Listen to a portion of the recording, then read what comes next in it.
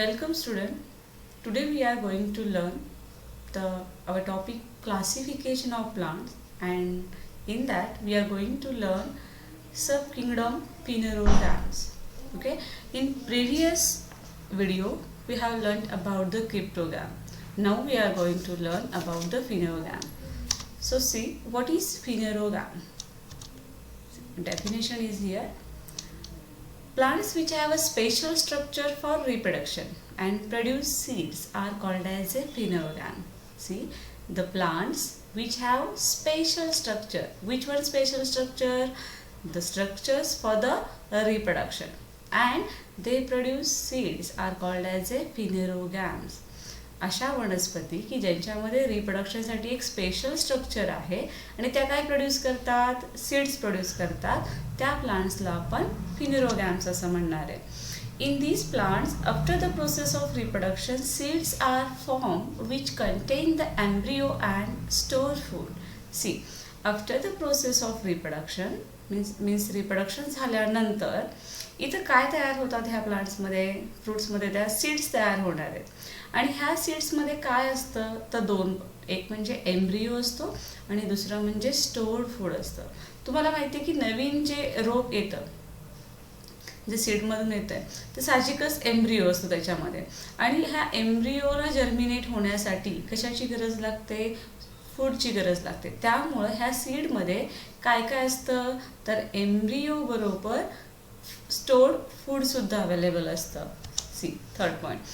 During germination of the seed, the stored food is used for initial growth of the embryo. ज्यावेळेस germination होतंय सीडचं, म्हणजे seed जी फ्रूटमधून जमिनीवर पडते, ज्यावेळेस जर्मिनेशन होतंय त्यावेळेस त्या सीडला कशाची गरज असते, फूडची गरज असते. आणि मग ही फूड त्यांना कुठून मिळतं तर जे फूड एम्ब्रियोमध्ये काय केलेलं आहे किंवा जे काही सीडमध्ये जे काही स्टोअर करून ठेवलेलं आहे ते फूड ह्या एम्ब्रियोच्या डेव्हलपमेंटसाठी, सुरुवातीच्या डेव्हलपमेंटसाठी वापरलं जातं. आणि ज्यावेळेस हे छोटे रोप तयार होणार आहे, साहजिकच ज्याला लिव्स त्याला येणार आहे, त्यावेळेस फोटोसिंथेसिस होणार. ते प्लांट काय करणार आहे, फोटोसिंथेसिस करणार आहे. पण तोपर्यंत त्याला जी एनर्जी लागते ती एनर्जी कुठं स्टोअर केलेली असते तर ती सीडमध्ये केलेली असते. नेक्स्ट पॉइंट बघा. Depending upon whether seeds are enclosed in a fruit or not, phanerogams are classified into gymnosperm and angiosperm. पुन्हा इथं क्लासिफिकेशन केलं आहे. हे ज्या सीड्स आहेत त्या फ्रूटमधल्या, त्या सीड्स जर इनक्लोज्ड इन अ फ्रूट, फ्रूटच्या आत आहेत का नाही याच्यावरून पुन्हा असं क्लासिफिकेशन केलं आहे फेनेरोगॅम्सचं. That is gymnosperm and angiosperm. तुम्हाला माहिती आहे सब किंगडम, फिनेरोगॅम्स हे काय आहे, सब किंगडम. आता क्लासिफिकेशन झाल्यानंतर त्याला काय म्हणणार आहे आपण, डिव्हिजन म्हणणार आहे. So first division that is gymnosperm. Now we are going to see division first gymnosperm. त्याचे कॅरेक्टरिस्टिक्स काय आहेत बघा. Gymnosperms are mostly evergreen. Evergreens means काय असतात, त्या टोटल ग्रीनिश असतात. Then perennial. Perennials means the life cycle is or its lifespan is 2 or more than 2 years. 2 किंवा 2 पेक्षा जर जास्त त्यांची आयुमर्यादा असेल प्लांटची तर त्या प्लांटला आपण पेरिनियल असं म्हणतोय. देन उडी स्ट्रक्चर आहे, हार्ड आहे, उडी आहे. ठीक आहे. स्टेम्स कसे आहेत रे, विदाउट ब्रांचेस. ब्रांचेस तुम्हाला दिसत नाहीत, तुम्ही इथं डायग्राममध्ये बघू शकता. सायकसचं उदाहरण दिलं आहे बघा. पुन्हा कॅरेक्टरिस्टिक वाचते. Gymnosperms are mostly evergreen, perennial and woody. The stems are without branches.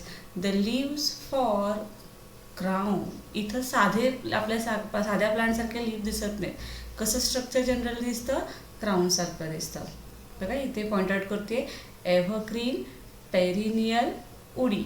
Stems कसे आहे, विदाउट ब्रांचेस अँड लिव्स कसे तयार होतात तर त्याचा एक शेप क्राउन लाईक होतं. ठीक आहे. पुढे बघा.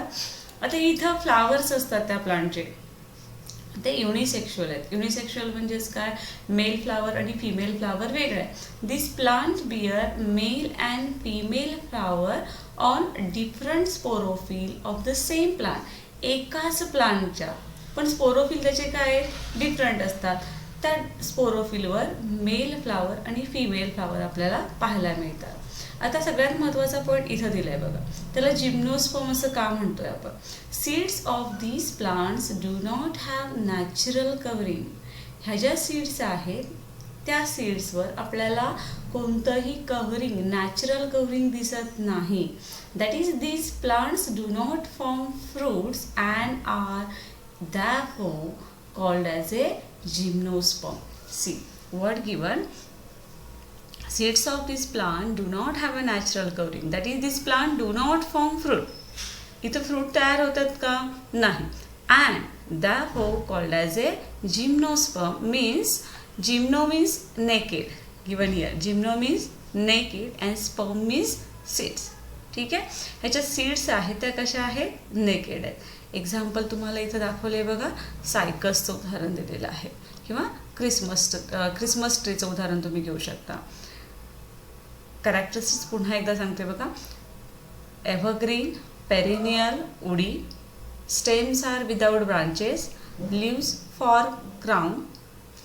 Plants bear male and female flower on a different sporophyll of a same plant. Seeds of this plant do not have a natural covering. That is, this plant do not form fruits and are therefore called as a gymnosperm. Okay. Now we are going to see second division. Division second, angiosperm. See, these flowers or the flowers this plant bear are their reproductive organs. Means here reproductive organs they have.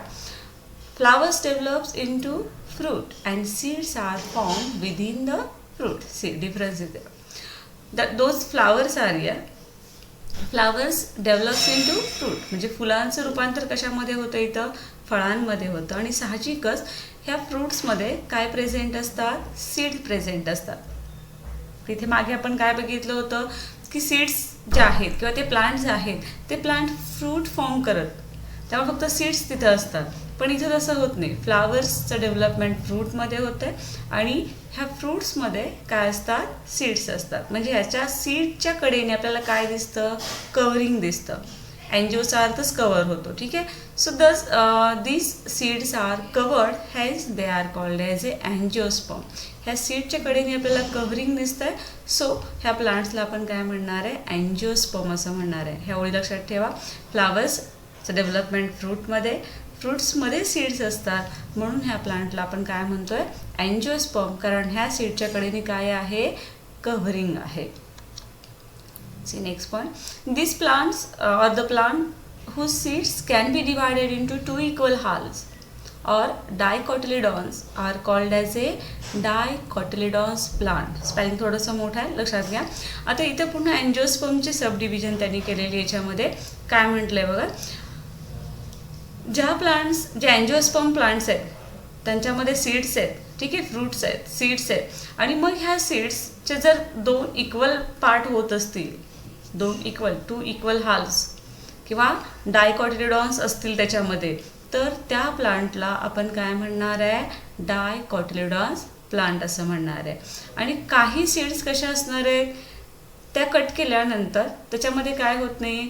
Those whose seeds cannot be divided into equal parts. Cut केल्यानंतर दोन equal parts होत नसतील तर त्याला आपण कसले plant म्हणणार आहे? मोनोकॉटिलिडॉन्स प्लांट असं म्हणणार आहे. ठीक आहे. काय म्हणतोय? डायकॉटिलिडॉन आणि मोनोकॉटिलिडॉन प्लांट. ह्याच्यामध्ये आपण आता पुन्हा काय करतोय? डिफरन्स पाहतोय. What is the difference between dicotyledons plant and monocotyledons plant? First सीडचा दिलाय त्यांनी. सीड साहजिकच ह्याच्यामध्ये किती कॉटिलिडॉन आहेत? 2. Here single means 1 cotyledon. Second, आता जे रूट्स जे आहेत, आता तुम्ही डायकॉटिलिडॉन्स प्लांट आणि मोनोकॉटिलिडॉन्स प्लांटचं उदाहरण जर आधी लक्षात घेतलं तर जे काही फॉर एक्झाम्पल आपण पीनट घेतला किंवा हरभरा घेतला, काय होतं त्याचं? शेंगदाणे किंवा हरभरा घेतला तर काय होतं? त्याचे दोन इक्वल पार्ट्स होतात, ते म्हणजे डायकॉटिलिडॉन्स प्लांट. ठीक आहे. आणि समजा इथं आपण मेज घेतलं, मका असेल तर त्याचे दोन तुकडे होतात का रे? नाही होत. म्हणजे ते कशामध्ये मोडलं जातं? मोनोकॉटिलिडॉन प्लांटमध्ये मोडलं जातं. म्हणजे जे डायकॉटिलिडॉन प्लांट आहे त्याचे रूट्स कसे असतात? वेल डेव्हलप्ड असतात आणि प्रायमरी रूट. प्रायमरी रूट म्हणजे असे मेन रूट असते आणि त्याला पुन्हा त्याच्या ब्रांचेस फुटलेले असतात. ठीक आहे. रूट्स कसे आहेत? वेल डेव्हलप्ड प्रायमरी रूट, ज्याला टॅपरूट असं म्हणतात. मोनोकोटिलिडॉनमध्ये जे काही रूट आहे ते फायब्रस रूट आहे. मराठीमध्ये त्याला आपण तंतुमय मूळ असं म्हणतो. ठीक आहे. ते जास्त खोलवर गेलेलं नसतं. डायकोटिलिडॉन प्लांटचं जे काही रूट आहे ते थोडंसं खोलवर गेलेलं असतं, पण मोनोकोटिलिडॉन जे रूट आहे ते सुपरफिशियल असतं. नंतर स्टेम आणि लीफबद्दल दिले बघा. याचं स्टेम जे आहे डायकोटिलिडॉन प्लांटचं कसं असतं? स्ट्रॉंग आहे आणि हार्ड आहे. Strong, hard. Example banyan tree. ठीक आहे. इकडे मोनोकोटिलिडॉन प्लांटचं मात्र तुम्हाला 3 केसेस दिलेले आहेत. काही प्लांटमध्ये हॉलो असतं म्हणजे पोकळ असतं. एक्झाम्पल बांबू. काहींच्यामध्ये फॉल्स असतं. फॉल्सचं एक्झाम्पल बनाना. तुम्हाला माहिती आहे बनानाला स्टेम आहे, लिव्हचं पार्ट असतो तो, पण आपल्याला काय वाटतं ते स्टेम आहे म्हणजे फॉल्स असतं. Example banana. काहींच्यामध्ये ते जे स्टेम आहे ते डिस्क लाईक असतं, असं गोलाकार असतं. Example onion. तुम्हाला माहिती आहे ओनियनचा वरचा पार्ट जो ओनियन आपण खातो ते काय आहे रे? स्टेम आहे. आणि ते स्टेम कसं आहे? स्ट्रक्चर कसं आहे त्याचं? Disc like. ठीक आहे. नंतर लीफ जे आहेत ते लीफ कसलं आहे? त्याच्यामध्ये ज्या व्हेन्स आहेत त्याच्या गुंतागुंतीचे, म्हणजेच कोणतं व्हेनेशन झालं? रेटिक्युलेट व्हेनेशन झालं, जाळीदार म्हणतो आपण त्याला. आणि इकडे मोनोकोटिलिडॉन प्लांटमध्ये जे व्हेनेशन असतं ते पॅरलल व्हेनेशन. एक्झाम्पल बनानामध्ये तुम्ही बघितलं आहे, बनानामध्ये आपल्याला ज्या व्हेन्स दिसतात त्या कशा दिसतात रे? एकमेकाला पॅरलल दिसतात. पण इथं तसं नसतं. इथं आपल्याला एक पुन्हा ब्रांचेस असे फुटलेले दिसतात, म्हणजेच आपण त्याला कसं म्हणू शकतो? जाळीदार म्हणतोय. ठीक आहे. नंतर याच्यामध्ये जे फ्लावर्सबद्दल दिले बघा. फ्लावर्स कसे आहेत? Flowers are with 4 or 5 parts or in that multiple. Flowers जे आहेत ते 4-5 पार्टमध्ये किंवा त्याच्या मल्टिपल्समध्ये असतात. 4 आहेत म्हणून त्याला टेट्रामेरस, 5 म्हणून त्याला पेंटामेरस किंवा त्याच्या मल्टिपल्समध्ये आढळतात. तर मोनोकोटिलिडॉन प्लांटमध्ये जे फ्लावर्स असतात तर जनरली त्याच्यामध्ये किती पार्ट आहे सांगितलं त्यांनी? 3 पार्ट्स आहेत किंवा 3च्या मल्टिपल्स आहेत. 3 आहे म्हणून त्याला आपण ट्रायमेरस असं म्हणतोय. इथं तुम्हाला पिक्चर दिले बघा. इकडं पी प्लांट आहे आणि इकडं मेसचं उदाहरण दिलेलं आहे. आता याच्यानंतर आपल्याला एक हा लेसन समजला आहे का नाही?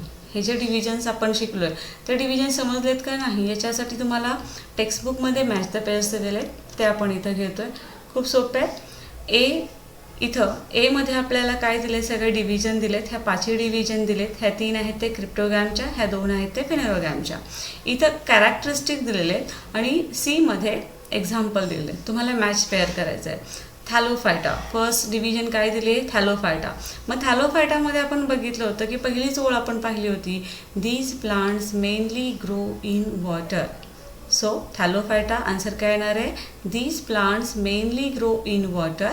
आणि आन्सर त्याचं सीमध्ये एक्झाम्पल काय असणार आहे? अल्गी. येथे लक्षात? Thallophyta, these plants mainly grow in water. Example algae. No. Second bryophyta. ब्रायोफायटामध्ये आपण काय बघितलेलं त्याचं कॅरेक्टरिस्टिक्स की त्यांना रिप्रोडक्शनसाठी काय लागतं? वॉटर लागतं. ठीक आहे. See bryophyta, these plants need water for reproduction. Example moss. Bryophyta, these plants need water for reproduction. Example moss. Then pteridophyta. टेरिडोफायटामध्ये काय येणार आहे? Match the pair. Tissues are present for conduction of food and water. इथं food and water conduction करण्यासाठी काय असतात? Tissues असतात. Example याचं काय असेल? फर. ठीक आहे. Pteridophyta, tissues are present for conduction of water food and water. Example fir. राहिले आता 2, जिम्नोस्पर्म आणि अँजिओस्पर्म. जिम्नोस्पर्ममध्ये आपण काय बघतोय? तर असं आन्सर येणार आहे तर no natural covering on seeds. सीड्सवर नॅचरल कव्हरिंग असत नाही. Example cycas. करेक्ट. आणि लास्ट वन काय राहिलं? अँजिओस्पर्म. अँजिओस्पर्ममध्ये काय येणार आहे कॅरेक्टरिस्टिकची? Seeds are form in fruits. Example tamarind. चिंच म्हणतो आपण त्याला. ठीक आहे. 2 भाग होतात ना त्याचे, जी काही बिया असतात सीड्स आहेत त्या सीडच्या 2 इक्वल पार्ट होतात. ठीक आहे. हे झालं अँजिओस्पर्ममध्ये. आता आपल्याला काय बघायचं आहे? आता हा पूर्ण आपला लेसन इथं कंप्लीट झालेला आहे. तुमचा जो लेसन आहे तो इथं काय झालेला आहे?